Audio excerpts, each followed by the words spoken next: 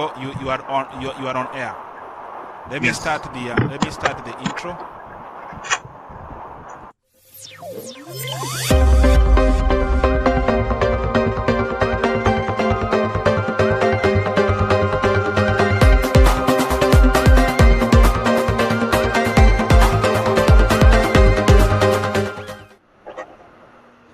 Yeah, hello viewers. Welcome to KDL TV live show today, being 11:04 Central Time. As we promised last week, we're on with a continuous conversation and trying as much as possible to drive a positive diaspora narrative. So last week we had a good conversation, the Kenyan professors giving their reflections on what it means going through the COVID-19. So today we're also honored to have on the show three very brilliant youngsters who are going to have us a good and insightful contribution about what it really means being a student during this very difficult time, COVID-19 and the George Floyd aftermath. So with us on the show again, I want to introduce very quickly. With us, we have Jael Kirandi, who happens to come from the University of Minnesota. She happens to be the president of the Student Association there. We also honor today to have soon to be Dr. Ian Merigi joining us as well from University of Washington down in Missouri. And also joining us from Texas is Befin Mairura. So quickly, I'm going to have them introduce themselves in detail, starting off with Jal. If you don't mind, Jal, you're going to start off talking more brief about yourself, what you're studying, and what's going to. Yeah, thank you so much, Professor. Hello, everyone. My name is Jael Karandi. I am the youngest in my family. My father is Henry Karandi and my mother is Grace Karandi, and we're from Kisii, Kenya. And I'm currently studying finance and marketing with minors in business law and leadership. And I just actually wrapped up my term as the first Black student body president at the University of Minnesota. Fantastic. Thank you very much. Ian. My name is Ian Marigi. My family is also from Kisii, Kenya, and I just finished undergrad at Washington University in St. Louis, and I'm actually headed back there for medical school in the fall. And I guess a little bit of why I chose was my mother's a nurse, and a lot of Kenyans do work in healthcare, and from this I kind of learned a bit about the disparities in healthcare, and I wanted to couple that with my interest in higher education, and I thought being a doctor, being able to serve my community would be the best way I can do that. So thank you for having me on, and I look forward to the discussion. Okay. Thank you very much. Soon to be doctor. Okay, let's hear it also from Bethan down in Texas. Bethan. Hi, everybody. Thank you for having us here to have this discussion. My name is Bevan, and I currently reside in Texas. I just completed my undergraduate degree in psychology with a concentration in industrial organizational psychology. So essentially, that's a division within psychology that focuses on the workplace and people's behavior within that environment.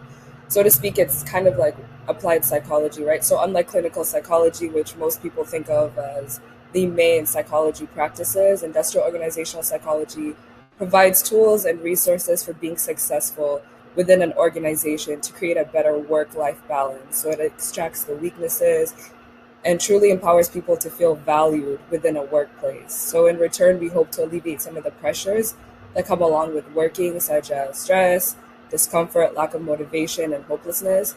So can you imagine if that friction was taken away, what that can do to somebody and their family and a workplace? So that's what I'm focused on, and I've loved studying it. So, Guys, clearly the introductions say a lot about yourselves and what it means to be a young person this time. So let's get to the conversation and talk about what's happening in the country. Obviously, the COVID-19 is as unexpected as it is, not just to me, you, our families, but pretty much our community and people all around the world. It's really problematic. The effects are we can't really measure the effects at the moment, and we continue to talk about them years to come, and even our children and great grandchildren will obviously look back to this time in a very historical way. So obviously, we've been forced to get to the homes, working from home. Businesses have closed. Obviously, the headlines and people around the world are not moving around the world as used to be. We don't know exactly what's going on with the school system. So let's begin before we get into the niche details of the conversation from you. Beth, I'm going to start with you. We'll go to about the lockdown. Aziz, as a student, give us a sense of what it really means really going through this COVID-19 lockdown. began, I was halfway through my last semester of my final year at Baylor University. It completely changed my perspective on what it means to be a functioning individual within a college institution and even society.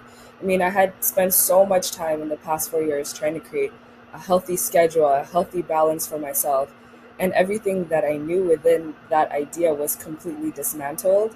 So, in order for me to remain a student and an applicant for graduate programs or the workforce, I had to completely restructure what I thought it was to be like, a student. And so the pandemic totally dismantled my daily routine along with constructs of what it meant to be a student. I was spending hours on the computer every day studying in ways that I wasn't accustomed to. I was just completely changed in how I ran my daily schedule, and truly gave me a lot more respect for students and professors, and then allowed me to see the importance of human interaction in education. Okay, very good. Okay, I'm gonna bring you in, Jael. Obviously, we recognize your good work at the University of Minnesota, and obviously your colleagues and students, in as much as they look up to the professors and the administration, they too really look up to you as the president of the student body. Give us a sense from your end, how has this lockdown affected you as a student, and give us a sense of what the students at the University of Minnesota are going through, given this lockdown, and potentially by extension, what this really means to African immigrant students across the country. Yeah, I would say in regards to the University of Minnesota, I think at any institution, like Bevan just mentioned, you deal with this immediately restructuring of what you view as being a student. Immediately, everybody was an online student, right? And it wasn't just one class or two classes, it was every class that you were taking that were immediately moved online. And what that causes for a student is there's tends to be this impact that, like you said, we can't measure yet, but it causes a lot of instability. And this instability, when you're used to something being so stable and so structured and so consistent, can really cause unraveling in other parts of your life.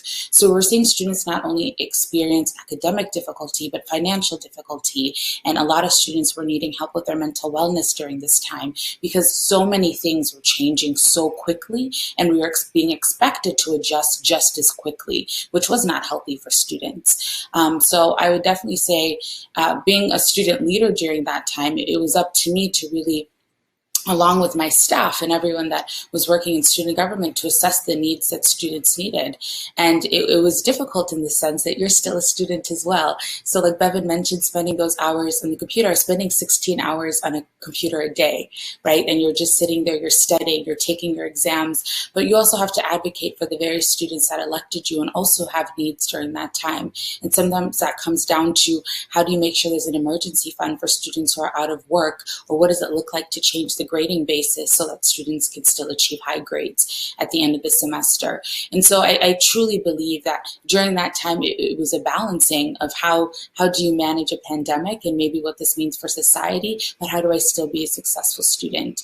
In regards to African immigrant students, unfortunately, you're left in the mixed, right? You're left in the mix as a student, and you're still expected to perform, and that doesn't change. What I will say, depending on your living situation, and if you're a student that's a commuter, or if you're a student that's living on campus, the needs that you have now being an online student from home are truly difficult, right? For a student who might be at home, who might have other responsibilities as a caretaker, working with children, or whatever the case may be, your time becomes very split, whereas before you might have been able to dedicate all your time to your studies. So I think that's an area in which we see that act become very difficult for students to be able to complete their studies as well. Good job. You have no idea how much we're so proud of what the work you're doing at the University of Minnesota. And I'm sure the viewers watching, especially the young people, are so proud of you, and the entire immigrant community is so proud of you. You have our support. So let me bring you in, Ian, as well. I think you're uniquely placed here. Bevan is more into social science, as Aziz Jal into business, and I'm a business professor. Obviously, you are more of a science student. Lockdown obviously has interesting effects on you. How do you operate this, particularly that you also need to be in the labs to do what you have to do? Yeah, so at least from the lab perspective, a lot of my opportunities kind of were kind of put on the wayside, and a lot of reprioritization needed to happen amongst different colleagues and different researchers.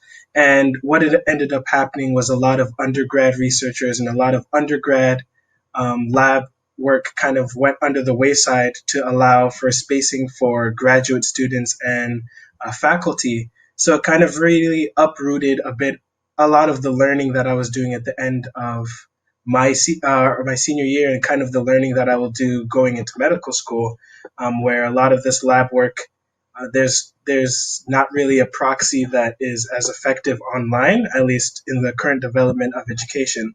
So it just makes it difficult to kind of restructure your own learning, whereas the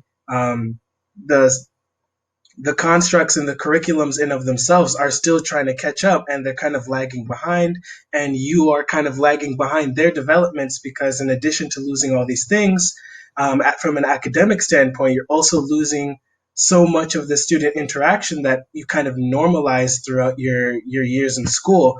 And I think in addition to all of this, and it was pointed out a lot by Bevan and Jao, but it really just makes you have to reprioritize in a way that I personally didn't feel ready for at the moment, and I think would be very hard for a lot of students coming into this time. But it's definitely something that you need to be aware about, like going into education in these current conditions. So good point. We want to stick to that as well. Obviously, schools and I'll bring in Jan and Beth momentarily, but stick with you, Ian, for a moment. So, so the transition to online seems to me and many other academics that this particularly is going to be the school of the future. Clearly, it's going to be the school of the future. How have you transitioned to online schooling so far? So in terms of how my undergrad kind of panned out, a lot of our classes obviously were formatted online, either through Zoom live lectures or kind of recorded lectures, and a lot of the one-on-one interactions that you had with your professors have kind of been changed into more interactive online modules or on the computer meetings. And as for things like science areas where labs and kind of areas where online proxies aren't really at least developed, I think that is still very up in the air for a lot of students. I know for my medical school, they're still at this point trying to figure out how anatomy is going to be manifested for students. Some schools have had the means to kind of reallocate their resources to virtual experiences and been shipping equipment to students, whereas other schools are still trying to figure it out. So I think a lot of my adjustment has just been being patient with a lot of the changes that are happening, and kind of like accepting that a lot of these things are evolving and changing, and the conditions that we are living in are evolving and changing. And with that, as a student, there's limited things you can do to change those circumstances, but only things you can do to help cope with your own self-adjustment, and kind of utilize the resources online that are coming out to help with your own mental health and your own acclimation, and kind of trying to fulfill the needs that the communal aspect of education provided us, that has now been modified greatly due to being online. For excellent contribution. Beth, and I want to bring in as well, on a big picture. Obviously, it's not just when we're talking about online, we're not just talking about really just their students. Obviously, for us as a professor as well, it's an interesting transition which we have to deal with. And there are problems, obviously, but these problems also, we say it's a learning process. But beyond that, we're also saying if you're working, we don't necessarily have to go to work. You got to work from home, and that means you as a student worker, or as an employee in a particular company, you should also be thinking about how you transition to working in an online format. What's your take on that, Devin? My transition to online schooling was actually relatively smooth, but that was only because I had the resources that I needed. I know that a lot of students on my campus, whether it be students who were immigrants and came here as first-gen students, or whether it be students who were international students who were planning on returning back home, they might have not had the resources and the same experiences and tools that I have had. So that transition for me was a bit smoother, just due to my discipline as a person and being able to create and readjust, like we were talking about earlier. However, I did struggle with the mental aspect of not being around students. I think, just like Ian was saying, the communal aspect of being on a college campus is extremely important, and I don't think that we pay enough attention to that, whether it be just grieving with people, right? Like, you finish a test, you have your test scores, the averages come out. That experience of being able to talk with your classmates about how hard that test was or how easy that test was, that goes away. Same with celebration. I was finishing my second semester senior year when we started the pandemic. And so we were looking forward to celebrating the accomplishments that we had just achieved, as we had just finished our undergrad career, or we were, pursuing that anyway. So that was also taken away. So that mental aspect of it was a bit confusing and hard for me to adjust to. I think that being on campus allowed me to alleviate those anxieties that I had about, like, test scores or confusion about, questions that we had in class, or just any other byproducts of being a higher education student.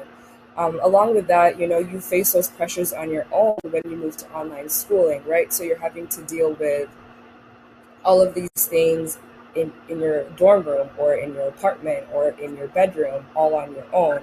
And of course, you have family and hopefully siblings and things of that nature that can attest and, kind of help alleviate some of that pressure that you're feeling. But at the end of the day, you're the only one who's taking that course, and it's your degree. And so you're going through those motions alone. And just like you said, professors, they have to adjust as well as students. And so trying to get a professor to help you with something on a timely manner might not be as easy as it was in the past when you see them in class. So also having to adjust to the lack of resources and just being sensitive as a human being and understanding that professors are adjusting the same time we are. So those were some of the struggles that I had adjusting to online schooling. Thank you, Beth, and thank you, Ian. So let me bring you in, Jael, as well. If you listening to Ian and Beth, and I hear them giving their personal take, their experiences as individuals. But unfortunately or fortunately for you, depending on how you look at this, it's not just you. You are there as president of the student association, as well, a link between the students and the administration. Obviously, that brings a lot of emotions to you. And one of the problems I see with my students, I teach quite a number of classes online. One of the major frustrations I always see with the students is that lack of human contact. That usually is a major problem. And I think Ian and Bethan are alluding to the same. From your perspective, knowing what you now know, could you rather be on campus or off campus? Really good question. I think if it was safe for all of us to go campus, I would 100% prefer that students were on campus, because what people don't realize is small things such as questions that are asked in class, right? That produces a conducive environment for learning. Or a professor being able to gauge if the class is truly getting a concept is sometimes by how students look on their face, right? When the professor asks, are we actually getting this? And you can gauge by the look on their face. When students have their cameras on and it's a Zoom lecture, you can't necessarily gauge that, or they might have their cameras off and you don't know what they're thinking. And so you lose some of those learning opportunities when students are at home or learning virtually. Now, because of the way the pandemic is going, specifically in the US, it looks as if to be the most safest option is for students to be online, because what we're seeing is a rise in cases. And we're also seeing that universities are having to come up with plans on how to properly socially distance alongside state guidelines. And what I've heard from students was a lot of them fearing coming back to school or fearing having to be back, and even more so professors fearing, right? So you have college students who have been kind of put into this section of the population that might not necessarily be as affected, but we haven't been able to, of course, see the effects of the pandemic totally. But in the initial thought, it was that, this age group might not be okay, but we're seeing an adverse effect with the elderly or people who are older. So professors wanting to gauge that, they don't know on what's safe or what isn't safe. But we're obviously seeing the push to reopen because of so many of the benefits mentioned. And specifically with our science students or our students in the biological sciences or any students doing lab or field work, they're really feeling this impacted, wanting to be back out into their field because that is their learning, right? That is how they are going through college. And quite frankly, that's what they're paying for, right? We have to remember that students are paying tuition into these institutions, and what they paid for, what they expected at the onset was in-person instruction. You sound presidential. What I'm seeing here, and sorry for interjecting, what I'm seeing here in the next 20 years, I am going to see the president of the University of Minnesota as being Professor Jai Karandi. That's what I'm seeing, right? So let me bring in soon to be Dr. Yen.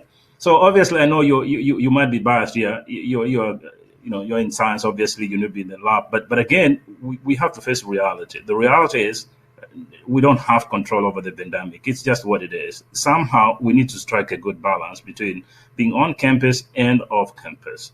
So what do you say to your peers or anybody watching? How do you strike a balance between being on and off campus? Like Jao was saying, this is a very difficult question because I think a lot of the answer to this question also depends on the protocols that your school is taking um, for social distancing and kind of trying to create living conditions that are safe. I know some schools have completely almost given up hope on that idea and have just committed to being online for the year, whereas other schools are fearful that not opening in a in-person format will kind of either lower their endowment opportunities or cause students to defer a year or um, other conditions that will cause the schools to lose money. So, kind of out of pressure of these potential losses of students and resources, they're opening their doors, but it's a question of whether that's safe. So, I would caution any student who is kind of making this decision to have a very meaningful conversation with a lot of the faculty and those organizing those living conditions at their schools to determine. Because I would love for, especially for students going into graduate schools, I'd love for them to have the opportunity to go to their undergrad institution and be on their campus. And even if it's in a socially distanced fashion, they'll be able to be in that environment of education and learning. But in the event that their school is not being safe regarding their precautions and the lockdown, I think that the responsible decision for you and for your community would be to be off campus in either an apartment surrounding your school, kind of to maybe get the best of both worlds. But if that's not a feasible option, you might have to commit to being fully online. Oh, you're making me so proud of your insights. Bethan, I want to bring you in as well. Obviously, whenever we have a worst case scenario as is right now, we shouldn't be looking at things in a pessimistic way. There should also be an optimistic way of looking at things. So regardless, obviously the school system is saying you got to get back to school, and they're looking at it from a more economic and political perspective. Obviously, Dr. Marigi is talking about the health part of it.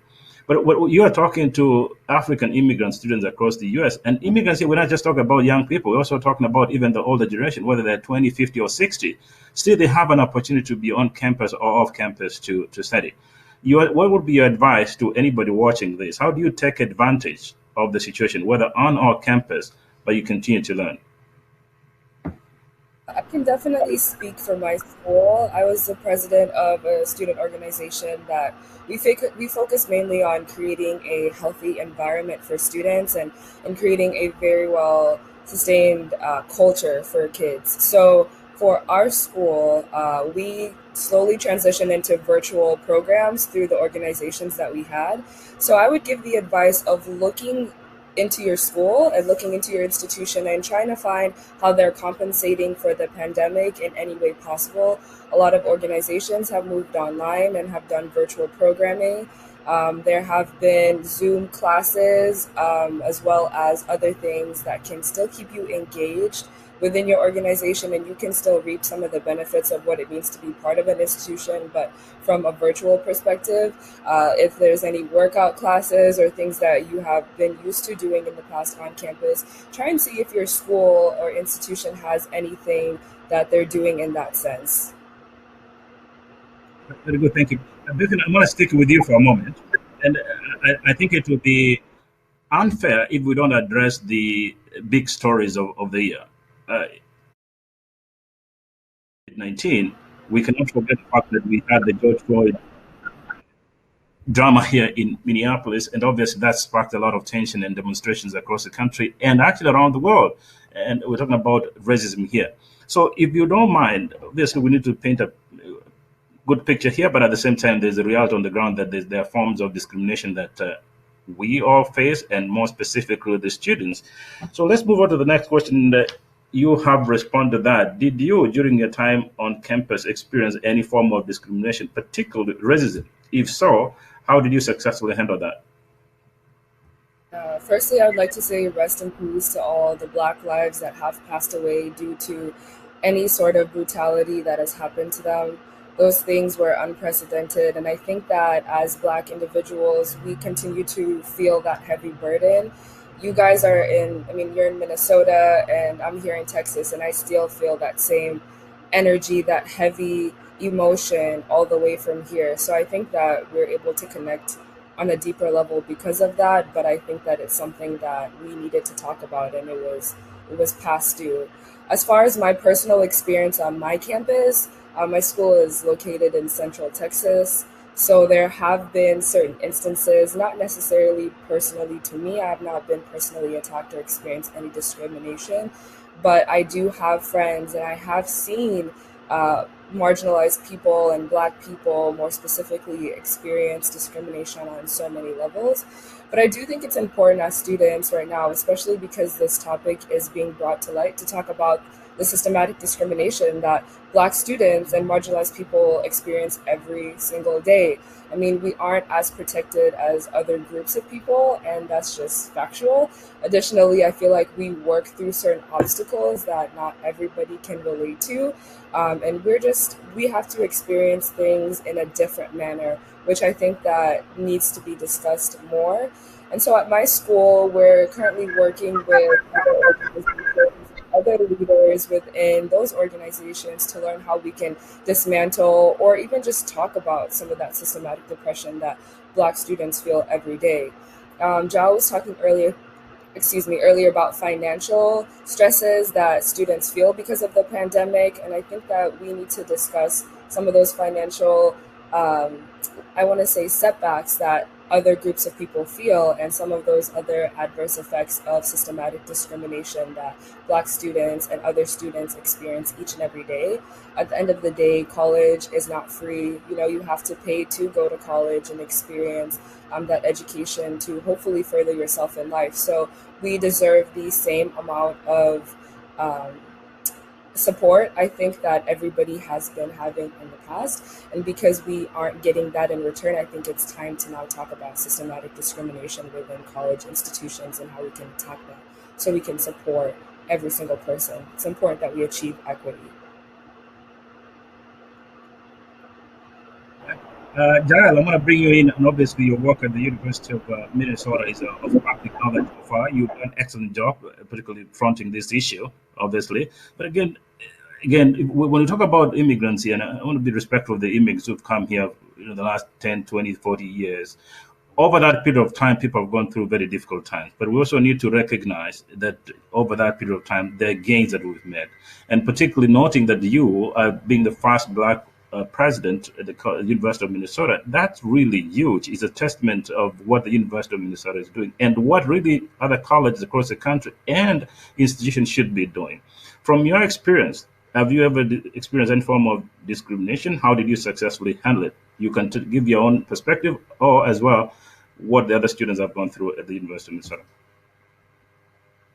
Thank you so much for that question. I think what people view as a racism tends to be the overt racism of somebody maybe shouting a name at you, or maybe somebody writes you a very hateful message. And while I have experienced those, what I tend to see more often is the microaggressions that people do on a daily basis, or the things they might say, or wow, you speak so well for a Black person or for an African person. I had someone once tell me, there's no way you could have came here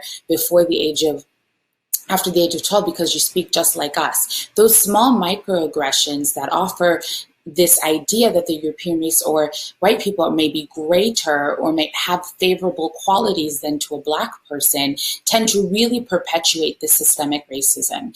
And what we tend to see in schools is that it's not necessarily always this larger issue. And yes, that does exist. I want to recognize that. But it tends to be these microaggressions or these small things that people say and do. And it's also to note that the education system in itself is systemically racist, right? And it starts through K through 12. It actually doesn't start in higher education. It starts with the school to prison pipeline. It starts with that Black and brown students are more likely to get suspended than their peers. And it starts very, very young. And so these ideas are perpetuated continuously throughout the education system, and then they carry into higher education. It's how a professor chooses to speak with their Black students. It's how we note that the makeup of a university based on Black students to their peers is very different. Within even the business school, I believe there's 10 of us within my entire class. And so these smaller things where we see these adverse effects are what feed then into these other systems, such as into housing, and we see with redlining, or in the healthcare system, how Black women are treated and how more likely they are to miscarry or to have complications at birth. And so these different things that exist are what students start to see at a very young age. And also these behaviors tend to be more learned among white peers, right? They see somebody say something, and if they aren't called out, they start to believe that these things are true, and they carry through up until their higher education experience. In terms of what I've personally experienced, it has been a difficult journey. One, because of just being a Black woman, but also my leadership positions that I've been in. And one thing that I've learned is my mom always taught me to pray for them. And really just being able to take that and say, you know what, forgive them for they know not what they do. And taking that and really, for me, being more positive and knowing that I'm more of a role model, and that hopefully in the work that I will do, the young girl who might be in third grade or in a younger grade may come later and not experience the same thing. So for me, it has been more of, yes, of course it makes you hurt. Of course you feel those emotions. But what you do from there is that resilience that we've been taught, or that resilience that we've built, has what I believe has really carried me through, along with praying for them and hoping God, will heal them and hopefully forgive them of what they do, and they'll learn better. But what we have to see now, after the aftermath of George Floyd, is that this systemic racism has to be recognized. It has to be acknowledged. And especially institutions have to take steps into changing these. This looks like changing your faculty makeup, changing how you're recruiting students, changing how you retain students, changing how these students are offered resources, whether it's mental healthness or it's financial assistance, so that we're seeing that we're starting to dismantle the systems that we're in.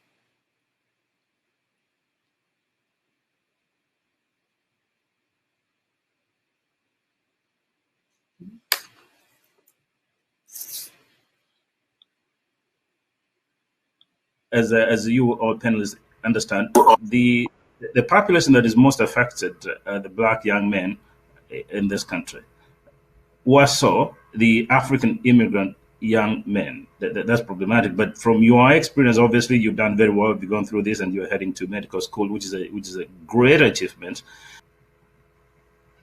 Yeah, so I really resonated with one of the things Giles said. Is a lot of the experiences I've had have been a result of just a sense of cultural insensitivity and unknowingness, and saying wrong things at the wrong time, and not understanding the implications of what they're saying about me as a Black man or me as a Kenyan.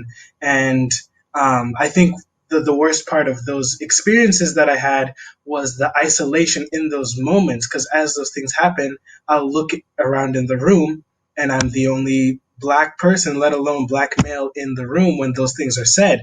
So this understanding of wrongness, or just a sense of unease that I have with these statements, are only shared by me, or at least only said by me.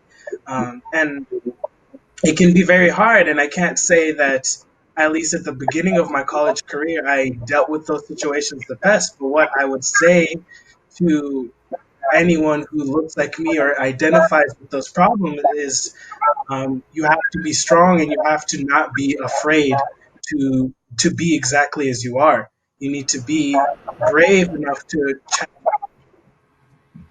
upon you about what you can do or what you're able to do, because that has nothing to do with how you look.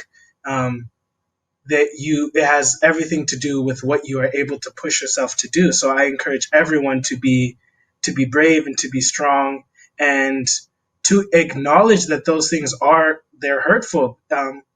I don't want to undermine and say that you have to just move past them, because they are ingrained of who you are, and you will remain that person for the rest of your days. But it doesn't have to be something that people use to bring you down, but rather it's something that you can use to empower yourself. And secondly, with that, I would encourage students to always reach out to communities of people who understand their narrative. Um, I'm a part of the African Student Association, the Black Student Association at school, and I found my rocks in those moments. I found the people who understand that feeling that I have when I go to class and no one does. I go there and someone does. And I encourage everyone to find those spaces where their narrative is understood, and when they get to the opportunity to do the same for other students.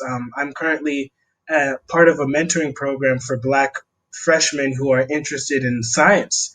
And I found that a lot of my healing and growth has been in seeing these students go through what I went through 3, 4 years ago, and being able to have a dialogue with them, and kind of reflect on the wrongness of those situations, and encourage them that they are not defined by what this space that doesn't understand them tells them they can be or can achieve, but rather they are a culmination of the lessons that they've learned, and the willingness they have within themselves to reach out to their communities and try to make a difference. Good spin there. You've really spin in a very positive way. I appreciate that. So, knowing what you know as well, the three of you, obviously, you may not believe this, but you've really done yourselves and the community very proud. And there are many students who are watching you right now saying, whoa, they are so smart. I'm not anywhere near there, or they're equal to you. What advice do you suggest to them, particularly with the way they study? What do you suggest to them during these uncertain times? Merigi, I'm going to stick with you for now. Yeah, so I guess my biggest piece of advice would be to start out early with reaching out for help. I know that in my early experience in college, I felt I was under the perspective that I would try to do my work, and then I would reach out when I think I need it, or when I've tried, exhausted all my mental energy, and am unable to succeed. And what I learned later on, which I wish I knew when I started, was that it's okay to ask for help, reach out for help and insight from the very beginning. Um, Always give your effort, but I encourage all students to start going to their office hours, reach out to their professors early, first week of class, first day of class, because there's a lot of information that you could spend, what, 5, 6, 7, 8, 10 hours trying to learn, that this right professor or the right teaching assistant could help you learn in like a fraction of the time. So I would recommend for all students to just start early. Don't wait until you need it to seek out insight, because there's so much more to learn. And at the end of the day, uh, that is what you came there to do. You came there to learn. These people are here because they are here to fulfill your education and make sure that you are learning what you need to learn.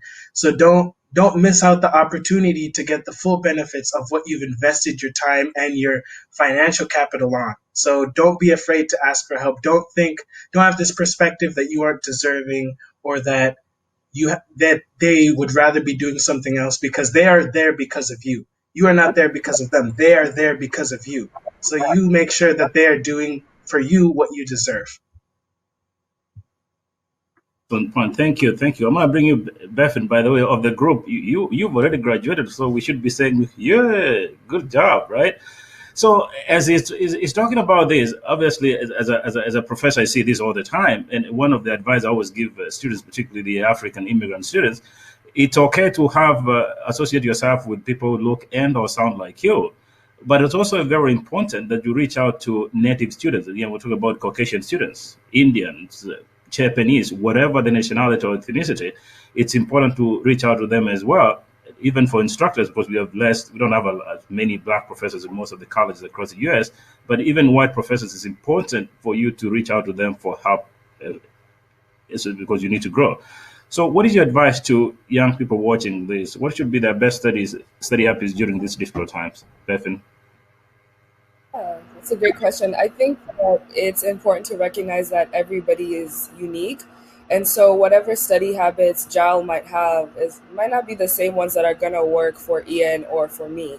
And so trying to gather that pool of information and figure out, okay, like Ian was saying, there's office hours, there's tutoring that goes on, there's after class you can sit and ask your professor for something. There's students who've taken the class in the past. So there's many different ways that you can acquire information that's going to be useful for your study habits that are going to be beneficial, like I said. And so trying to understand the uniqueness within studying and figuring out what works best for you is what's my biggest advice. And also just being aggressive with your study habits. Like Ian was saying, you're here for education. They're here to serve you. And so how are you going to use that to maximize your experience at college? You have to be aggressive with things like that because they're not just going to come to you.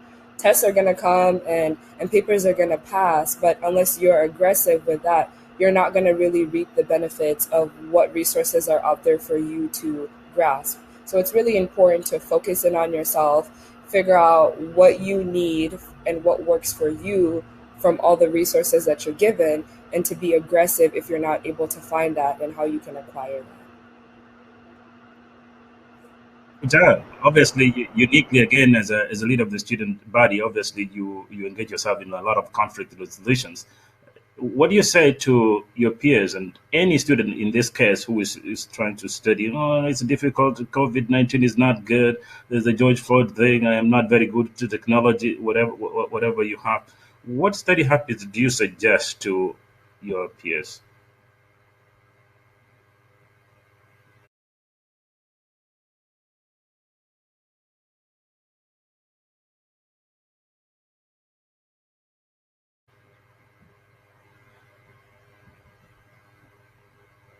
Sorry, Jared, you're muted.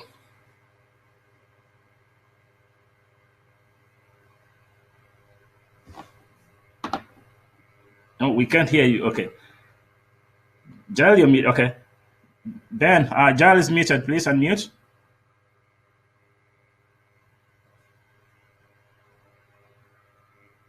Oh, okay. Ian, can you hear? Are you there? Okay. Okay, Jared now. I think Jared is back on. Okay. Ben, Jared is muted, please.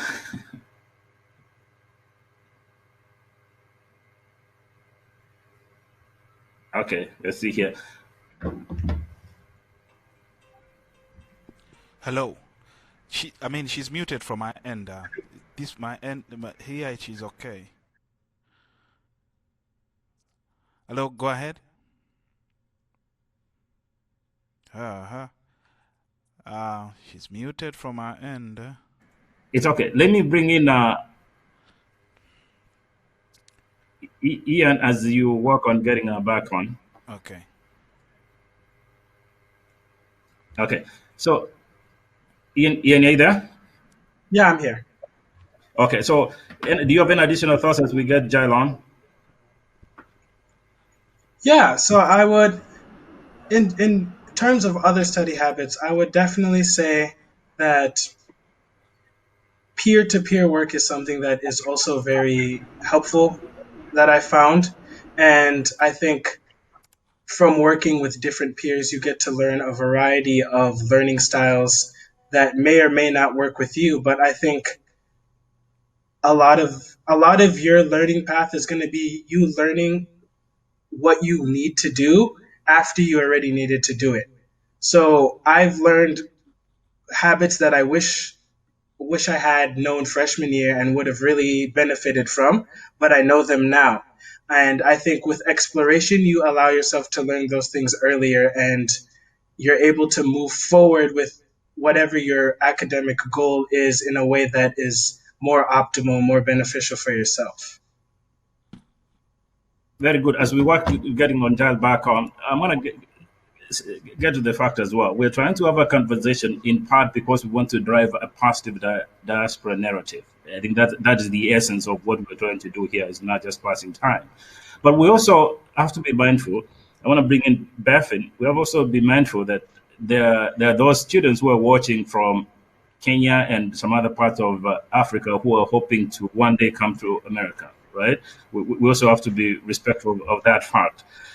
So Bethan, to you, what do you say to students who would like to come to study in the US, knowing what they now know about COVID-19, knowing what they know about the aftermath of George Floyd, knowing what they know, they don't have a lot of online schooling, but that's part of the reality here. Giles, can you hear us? Yes, I can hear you.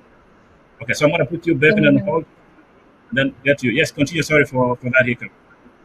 No, that's okay. I was just going to say, in regards to study habits, I think it's really important that they start when students are younger. I think some people try to start building study habits when they get to college, but those habits, if you can start them in middle school or high school, will really carry on with you.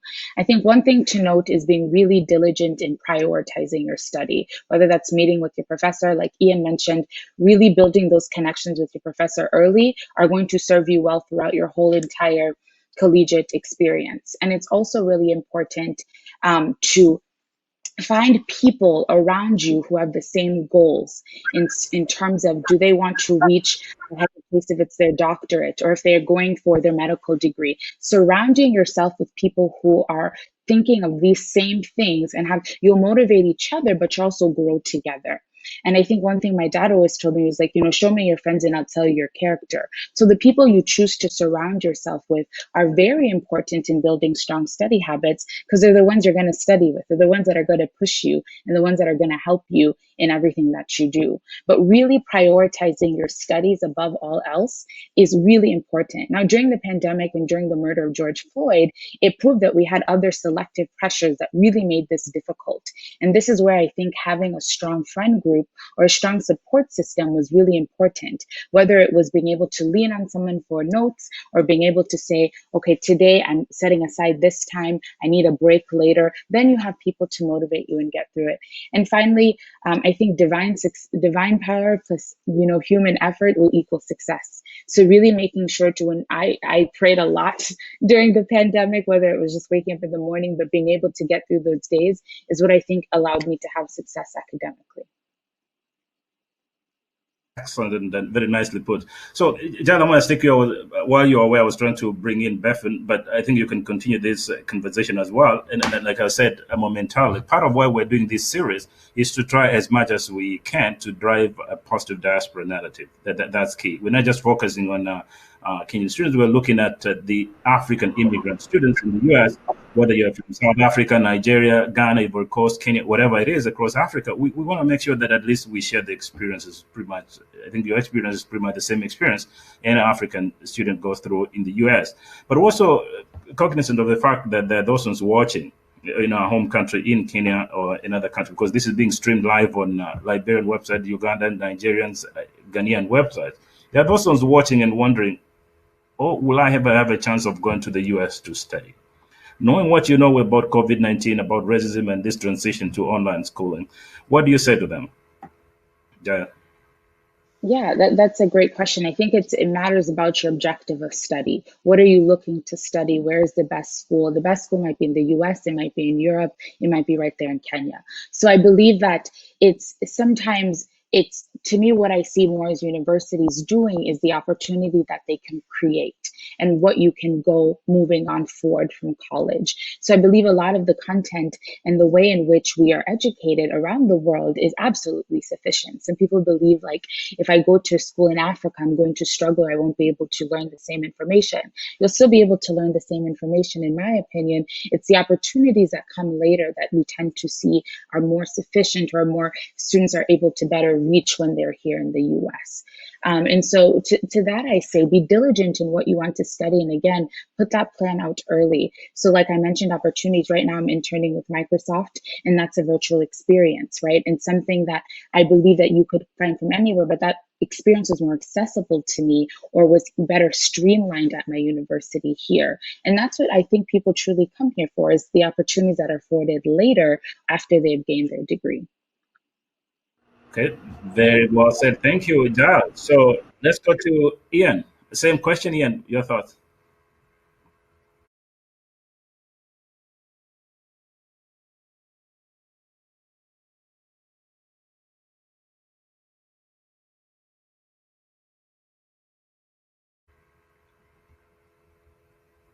Okay. So sorry, Ben. Ian is muted, so probably I wanna. Sorry, I think that was me. Okay, so that's okay. That's all right. Keep on. Yeah, so what I would say is, as African students, we all have our narratives, our stories, and things that, the things we've experienced. And I would recommend to all these students to reflect on this journey and remember how this culture, this upbringing can empower them in the future. Um, I know that we live in a society where often our identities as Kenyans, as Blacks, as Africans is, misconstrued or kind of written in a way that puts us kind of below, and not that they're looking down on us in terms of what we're capable of do, but that we are needing, or just needing of help or some other assistance. But I think, um, the best thing we can do for ourselves is to remember how our own perspectives have empowered us, and for all us to believe that whether I go to school here, or go to school in France or Belgium or the US or South Africa, that I will be successful. It's just a matter of that path. That's what I'm optimizing. I'm not going through going to this place because I can't achieve what I want elsewhere. I'm choosing this place to optimize my path. And once we have that perspective, I think, our world really opens up, because we're not worried about whether we can do it. It's just going from step A to step B to step C to succeed. Because we all have it in us. It's just a matter of aligning our circumstances the best that we can, and changing what we can for our own path to achieve success. Good. Okay, we're coming close to the end, Jael and Ian, as you prepare for your closing statements. What do you have to say again, Bethan? Sorry for cutting you short a moment before. No, that's all right. I really agree with what Jael and Ian have been talking about, but I'd like to put an emphasis on the communal aspect of sharing information. I think it's extremely important when we gather information individually to go out and give that information out to people who look like us and people who may be experiencing some of the same systematic oppressions that we feel. I mean, I know that one of the biggest things for my success in college was because I surrounded myself with people who understood me and people who knew exactly what it meant to be a Black student, a Black woman going through the undergrad program in the South. And so because of that, they were able to give me resources and give me information and tools that were beneficial for me, that helped me. And in that sense, I was able to do the same for people that looked like me as well. So that communal aspect of sharing information and giving each other tools and resources that are abundant, actually. A lot of these institutions have a lot of money sitting around, whether it be for financial assistance, or it can even be stuff like post-grad advice, where to seek advice from if you're trying to get into a grad program or trying to get into the workforce or trying to get into an internship. All of these things are resources and information that have been created for you. And as soon as you know that information, taking it and sharing it out with the community is something that you can do to help fuel Black communities and help fuel African communities and things of that nature. So I think that's really important. Just take it and share it. Okay, very good. Thank you. So, okay, let's get to the closing statement here. And I'm going to start off with I want you to do me a big favor. I want you to look straight to the camera, right? Straight to the camera. This time you're not addressing the students at the University of Minnesota. I want you to talk straight to all Black immigrant students or African immigrant students in the US. They want to hear from the president. What do you say to them as a part of your closing statement? I would say to them is truly remember you work hard, right? There's no one that's ever going to be able to take away your hard work or take away what you've put in and the success that you said. Like Ian said, you're looking to optimize your path. And I think it is so important, like Reverend has mentioned here, to really lift as you climb. So sharing resources or talking with other students and doing the best that you can. And work, and yes, in our society, sometimes you have to work twice as hard to get half of what you have, but don't let anybody ever come in and doubt your work ethic. Don't ever let anyone come in and say, this person didn't show up on time. This person didn't complete an assignment. Leave no doubt in their minds of how hard you work and how much effort you put forth, because nobody's ever going to be able to take that away from you.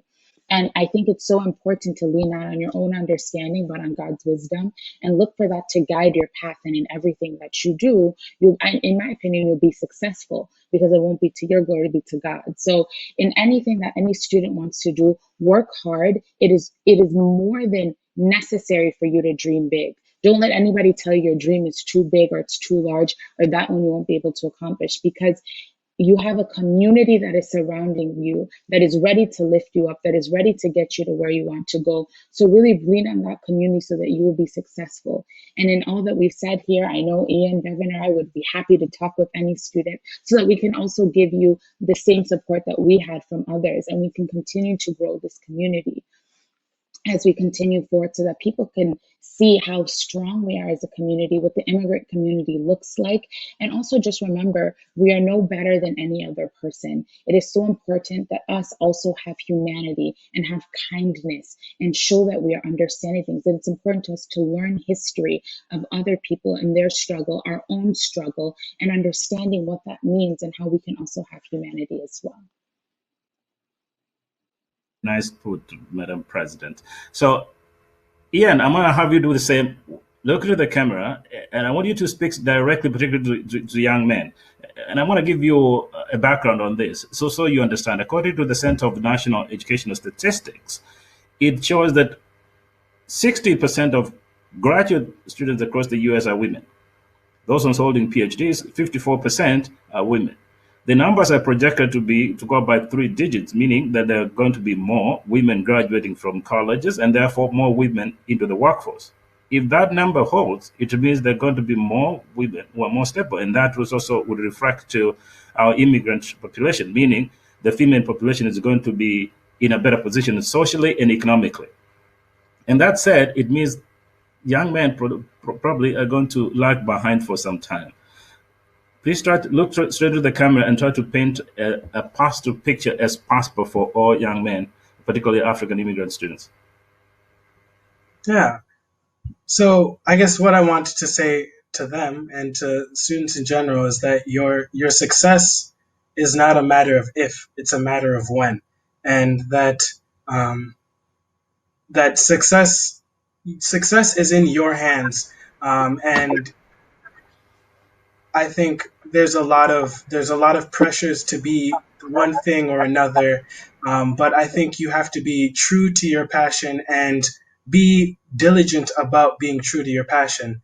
And I know we've all heard this long before, but that it takes a whole village to raise a child, and that we are on a journey together. And I think you can't expect to go too far alone. And rather than use that as a fear of not being able to succeed, but rather it's an invitation of community to empower yourself and the people around you. And I think that we all will do our best work when the people next to us are also doing their best work. So commit yourself to being part of the empowerment of people who look like you and people who don't look like you. I think at the end of the day, everyone wants the same thing. So if you're a part of the change that inspires people, then you will be inspired yourself and you will reap the benefits of what you sow. Okay, very well said, Doctor. I'm going to call you Doctor right away, and until you achieve that. So, Bethan, you want to summarize on this? So, your closing Of statement. course. Yeah, that was great advice given from both Jal and Ian. And for me, I just want to encourage everybody, as you're focusing on your ultimate goal, please pursue it with care and intent. I think it's important to not dismiss your mental state, especially in a college setting. There's a lot of pressure coming from your family, and there's a lot of pressure coming from yourself and professors, and it's a very competitive environment. And I think that somewhere along the way, I think almost every student can experience some type of drainage and some type of mental distress that's going on. And it is a personal battle that, unless you take time to care and cater to, it is going to destruct. And so, with that being said, I think it's important to just take time to know yourself and take time to understand yourself. There's things that you're going to go through for the first time on a psychological basis can really set you back, or it can push you forward. And however you choose to deal with that situation is really important, because it means that you're caring about yourself. There's been a lot of talk lately about self-care and self-love, and it's not just doing things for yourself and pouring into yourself with resources and materialistic things. It's about really taking time to get to know yourself and understand what you need as a person, because trying to harbor healthy relationships and healthy mentalities now is only going to be beneficial for you in the future, when, God willing, you're taking care of other people and you have family and a community like Ian is talking about. So getting to the bottom of that now is important. It's actually intentional, and it is what's best for an individual. So focus in on your mental health, take time to care for yourself, and be easy on yourself. Very well said. So, before we finish, I just received a text message saying, "Oh, these kids are so smart." On a lighter note, they're asking, "What do you eat and what do you do for fun?" Jael. That's wow. Okay. What do we eat? I'm vegetarian, so much of my diet is like grains and vegetables, and such. In terms of what I do for fun, honestly, I have very little free time. But talking to my parents and hanging out with my close friends and roommates has honestly been my way of really taking a break. I believe laughter is medicine. And so a lot of my roommates and I spend a lot of time laughing and spending time with each other. And one last thing I just remembered when Bevan was speaking that I wanted to share was my dad used to say something to me, kutangulia sikufika. So remembering that your journey is your journey. Don't see somebody else and say, wow, maybe me, I'm behind, and you stop. Right? Continue going on your journey and whatever that path might be, because you will still reach. The objective is to reach there. It's not how fast you get there. It's a matter of, are you going to reach there? So don't let anybody define what your success is, whether you finish college in 5 years or 6 years, whether medical school is 6 years, residency, whatever, or maybe you change your path and you go do something else. The matter is that you reach there and you finish. So I think remembering that, I think we get very comparative, and it's so easy to see somebody else and their success and you're like, why am I not there? But remembering that you're still going to make it. You're still going to make that. And remembering that, that journey of 1,000 miles starts with that first step. So just keep going, and you'll eventually get there as you humble yourself. But yeah, thank you. Thank you, Jael. Okay, Ian, what do you eat and what do you do for fun? Yeah, so I will admit I don't eat too much Kenyan food when I'm at school, just because I can't cook it like my parents. I eat just a lot of rice and chicken and a lot of vegetables. Um, I've been told that they're good for the brain, so I try to eat a lot of those. And then as for what I do for fun, I love to play soccer, and I've been having to do that in isolation recently, but that's what I've been doing to keep myself okay. I like listening to music and, of course, just hanging out with my family and my friends. Just reflecting on what's going on is kind of how I've been getting through. Lastly, Bethan. Very unique question. I think that for me, eating wise, lots of pescatarian like diet, so lots of fish, vegetables, things of that nature. And as far as things for fun, I've been really big on creativity. That's been my outlet and kind of been able to help me get away from school. And so I do photography, and that's been something that's been going on for quite a few years now. And I've been able to turn it into a side business. And so that's been beneficial for me because I'm killing two birds with one stone. Exercising my creativity, getting away from school and all the craziness of life, and also just catering to myself. I'm much of an introvert, so that opportunity allows me to work by myself, be in control of my environment, my space, but also be creative and create something that's meaningful and help people create experiences and memories that they can share with their family for as long as they have those photos for. So that's what I'm doing for fun now, just taking pictures and creating memories for other people. So very much. I think that with that, we come to the end of this. That's excellent. By the way, I appreciate you all. Thank you very kindly. I want to thank first, Jared. I want to thank you very much. You are the first one to have accepted our invitation to come and speak to us and obviously to our audience. Thank you very much. Your work here today was very fantastic. And just so you know, you're doing great at the University of Minnesota. You're not just alone. The African immigrant community is right behind you. So we're rooting for you. We don't have to call you or text you. Just know every night you sleep, just know that we are all rooting for you. We're so proud of you. Thank you for doing this for us. Ian, I also want to thank you so much for coming on. You were very quick. You responded very quick to the invitation. Thank you for coming on. Congratulations for your achievement at your next step. As well, just know that the entire community, not just your parents, but the entire community is also behind you. Thank you very much for coming on. Beth, and also you came in late. You're very quick. Thank you for coming on, and you work it. You just said you're an introvert. No, you're not. You did very well here. That says a lot. You're not an introvert. You have ways to go, and you have a very bright future. I happen to know all your parents. They're wonderful people. I think we appreciate them as well for raising such a wonderful kid. And I think what you've done here is a reflection of who you are and who you can be. I want you, as you leave the show today, I want you to know you are the pride of Africa. That's the most important thing that you need to know. You are the pride of Africa. Anytime you go, just know you're carrying the flag of the entire continent, the immigrant community. By that. So thank you so much for doing this, and we hope to have you back again sometime for another discussion about the same.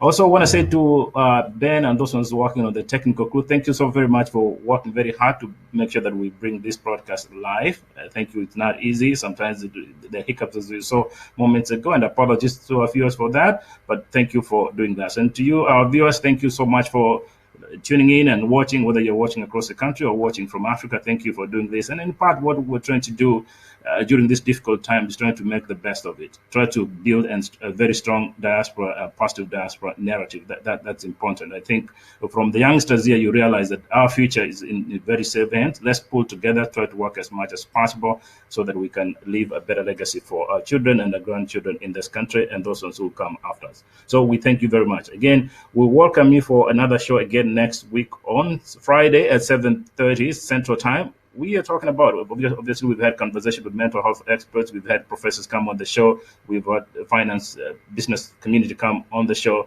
But next Friday, we're going to bring in the religious community. So we're going to have a number of pastors who are coming in to share their views. What do you think? What do we do when things don't work on earth? We obviously have to look to the skies for help. So we'll have that conversation next week on Friday at 7:30 Central Time. But from us for now, thank you so much for watching and have a very peaceful week ahead. Thank you and goodbye.